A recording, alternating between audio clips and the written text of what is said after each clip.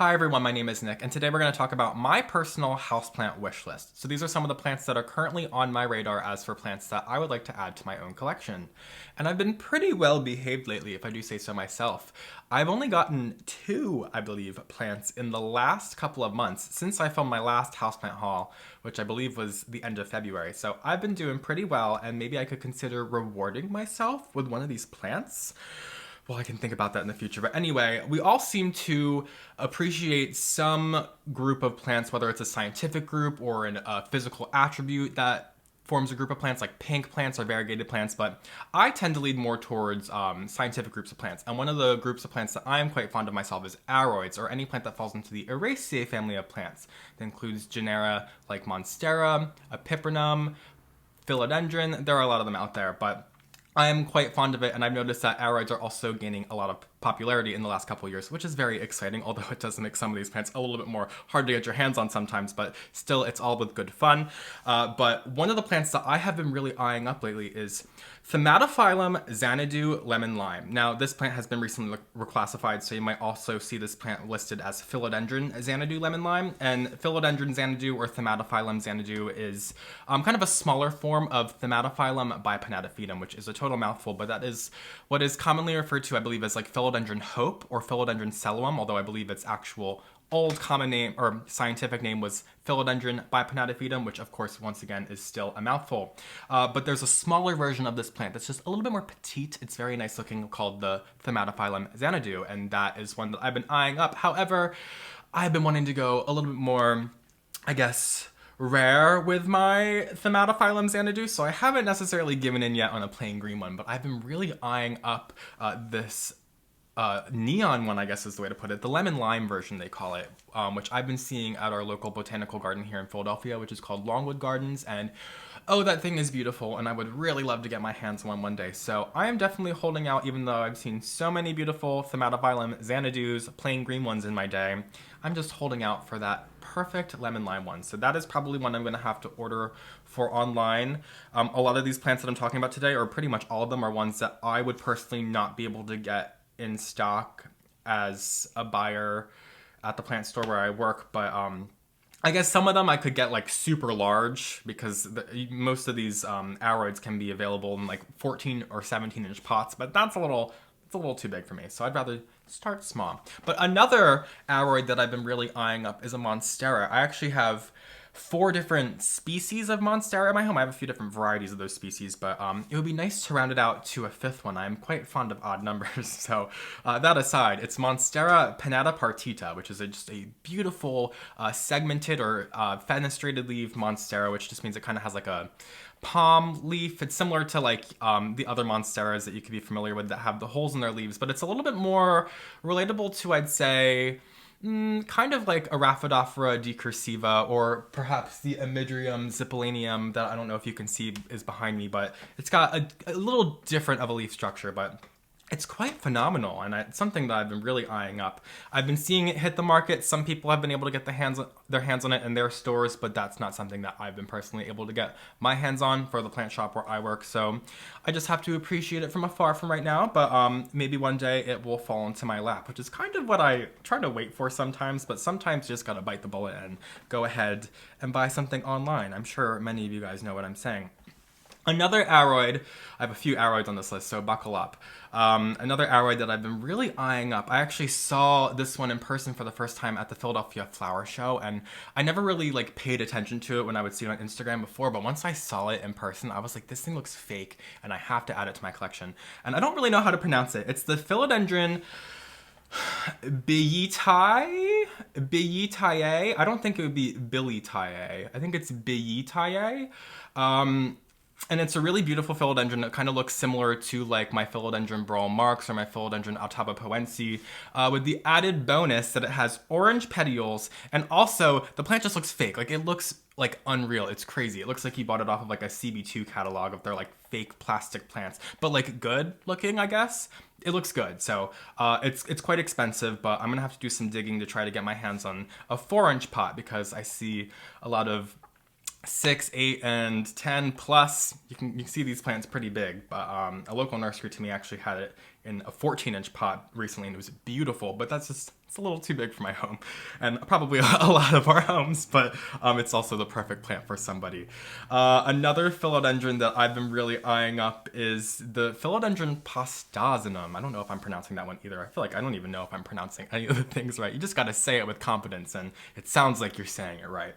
But this is very similar to the Philodendron gloriosum, other than it's just a little bit more plain, I guess. Plain leafed. It's a little bit more less showy, but that's what I like about it. I really appreciate those plants that kind of just like blend in, but these leaves get rather big and they have a little bit of like ruffling to them. It's really nice.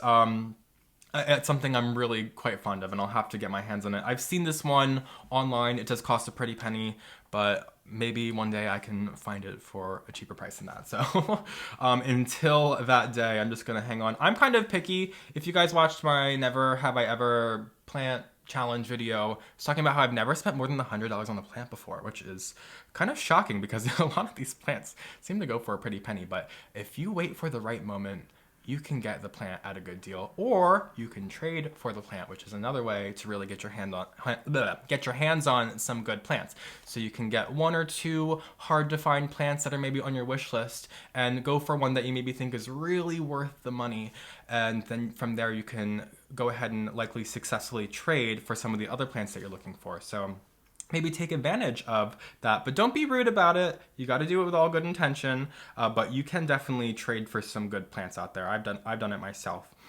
And then there's one more aroid I want to talk about today that's been on my wish list. This is the Philodendron Florida Beauty Variegata. So this looks very similar to the Philodendron pedatum, which also looks very similar to Philodendron Florida Beauty, which is just the plain green one. These are two very similar shaped leaf-shaped plants, and I talked about these, I believe, in my top 10 houseplants video that I did last year, and I believe it was my number one because I am very fond of this leaf shape. And the Philodendron Florida Beauty Variegata's variegation is like spot on. Like, I'm a little picky with my variegation. I really like them to look like the Syngonium podophyllum, alba variegatum, if you guys know what I'm talking about. That's the kind of variegation I like, and that's the kind of variegation that this plant has. So I'd really like to add it to my collection. Once again, it's one that goes in the triple figures, which, you know, can sometimes be a little hard to swallow, knowing you're buying just a very small plant sometimes. Of course, you do have to keep in mind, if you care for the plant correctly, or if you give it the conditions that it wants, it's going to thrive and grow into a much larger plant. But sometimes buying that small plant for a hefty price is just a little hard to do. But this one, there's good reason why this plant, you know, costs a little bit of money. It's a very nice looking variegated version of a very nice looking plant. So I can't blame them, but it's really, how much are you willing to pay? And I don't think I'm willing to pay that much. So moving on from aroids, you guys probably know, if you follow me here on YouTube, that there's another group of plants that I'm quite fond of, and that's Hoyas, or wax plants, or porcelain flowers. There's a lot of different common names for these plants. I know a lot of people find these a little boring, and I could see why. A lot of their foliage looks the same, but that's what I really appreciate about Hoyas. It's a lot of these similar but different things that you find in the foliage, the nuances that you see in the foliage that kind of just like, you know, correspond to one another. It's very nice, and I really appreciate it, and it just kind of, the more Hoyas I acquire, the more I tend to appreciate that. And one in particular that I would really like to add to my collection is actually the plain Hoya macrophylla. So I think it's actually kind of funny that the Hoya macrophylla albomarginata is what it's called, I believe, but it's probably sold more commonly as Hoya macrophylla variegata, which is just the outer variegated form of Hoya macrophylla, which is a large leaf form of Hoya, or species of Hoya. But the plain green one, I just want that one. I always see it and I'm like, oh my gosh, but I don't see it in stores. I see it like online and stuff, and I've never been able to really get my hands on it. Actually, I was at one greenhouse that I like to go to, and they had one, but it was like dead, so I just didn't even bother with that. But I just think it's so funny to me that the variegated version of that plant is so much more prevalent, but at the same time, maybe it's because the people who cultivate it know that variegation is in right now, so maybe they just like skipped out the plain one, because I can say from experience that plain green Hoya carnosa does not sell as well as its Crimson Princess and Crimson Queen counterparts, which are the variegated versions of that. So maybe that's what's going on. I don't know, but I would really like a plain green one. So if any cultivators are out there, listen to my plea. I would really love to see some green macrophylla on the market. Also, another one that I see, this is more of a collectible Hoya. This is Hoya caudata. Oh my gosh, the leaves on this plant look like, it looks like you're looking at like a picture that hasn't like focused all the way. It's like has bad resolution. It's like the leaves on this plant just like look so like fake. It looks like they were cut with like silly scissors. I don't even know how to word it. It's just such a silly looking plant, and I'm all for it. I've bid on this one a few times on eBay, and once again, it's how much are you willing to pay for the plant. And some of these people out there, they are willing to pay a lot of money for plants. It kind of baffles my mind a little bit because, I'm knee deep in plants, but I'm not willing to spend a lot of money on my plants. So, to each their own. To each their own, that is for certain. But this Hoya caudata, it's just, whoa. It is a beautiful Hoya, and one day I will get my hands on this funky, fake-looking thing. I'm really attracted to plants that look like fake. Like, it's something that I think is really cool. I think it's really phenomenal. A Hoya relative that I've also been eyeing up lately is Dischidia nummalaria. So I actually grow Dischidia nummalaria variegata in my home, but I think I like the plain green version better. It's kind of like the same with the Hoya macrophylla, that I want the plain green version more than I want the variegated version, but this plain green version of Dischidia nummalaria is just so nice. It's like a lime green, and it just like is a dangling like trailing waterfall of plants when you have it in, or however people have it on Instagram. However, I've been seeing it in like Google Images and stuff, but it's a really beautiful plant, and I just would really like to see more of it. I don't even really see the variegata or variegated form of this plant. I actually got it from a friend that I traded from Canada. Hi, Autumn, if you're watching. So definitely not easy to get your hands on if I had to get it over the border, legally, of course. But yeah, I would really like to see more of this plant. Variegated Dischidia nummalaria or plain, I would love to see in the United States more often. It's kind of funny how some of these plants are more prevalent in different areas of the world. I see in the comments all the time people saying how it's funny how a plant costs a certain amount for me, for them it costs like, whatever, and it's all that. Whether it's a more amount or less amount, it's just, you see a lot of it, and it's actually quite interesting because it's like, as I said earlier, like what defines the plant market? Like how much are we willing to pay for some of these plants? Moving on to my more odds and ends of my wish list. There's one plant that I've been eyeing up for a really long time, and I cannot find this thing online anywhere. Trust me, I have looked. And it's Sinningia BULLATA, I think it's pronounced, or BULLATA, but I don't think it's BULLATA, I think it's BULLATA. And this is a Gesneriad. So this is in the same family as African violets and apicias, which, I like my apicias, and I like my Aschenanthus and other things in that family. So I've been getting more into it. And actually my friend Mary Ann, who has a greenhouse out in the suburbs here in Philadelphia, she has this plant and it's growing all over the place, and it's so cool. It looks like it has cotton balls growing underneath it, but it also has that like a green apicia look to it. So huge fan of this plant, and it's a caudiciform, so it's got like a caudex that it's growing from. So it's a very interesting plant. It must be a plant that's like not on anybody's radar, although it should be, but I cannot find it anywhere. It's clearly not in cultivation. If anyone knows where I can get it, hit me up in the comments. But yeah, I'd really like to see this. It flowers, beautiful flowers.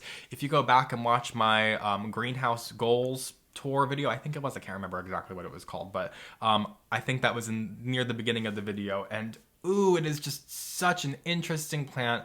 I'd really love to see more of it. I saw some of them at the Philadelphia Flower Show this year, so clearly people are able to get their hands on it. So I would really like to get my hands on it myself, but such an incredible plant. I think that is one of the plants that just doesn't get any justice that it deserves. So one more plant I'm going to talk about today for my houseplant wishlist video. This is quite a popular plant, I believe, compared to like all the other ones I talked about. I guess some of the areas I talked about were pretty popular, but this is a Rhipsalis, and this is Rhipsalis PARADOXA. And I know there are two forms of this plant, and I couldn't give a crap which form of the plant I get. They both look fantastic.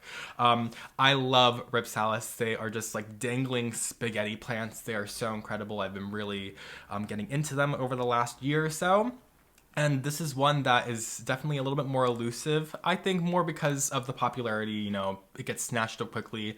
And once again, it's, costs a little bit more because people are willing to pay a little bit more for it. So yeah, I just haven't really gotten my hands on that one yet. I'm sure I will one day. This plant's just so adorable. This little Rhipsalis looks like it was just like pinched at opposite ends. Oh, it's just so nice. It looks like little chain links. It's just so darling, so phenomenal. There's really no other way to put it. But that's gonna about do it for my houseplant wish list today. I, of course, have a few other plants I would add to my wish list, but these are the 10 most wanted plants that I would say are on my wish list as of right now.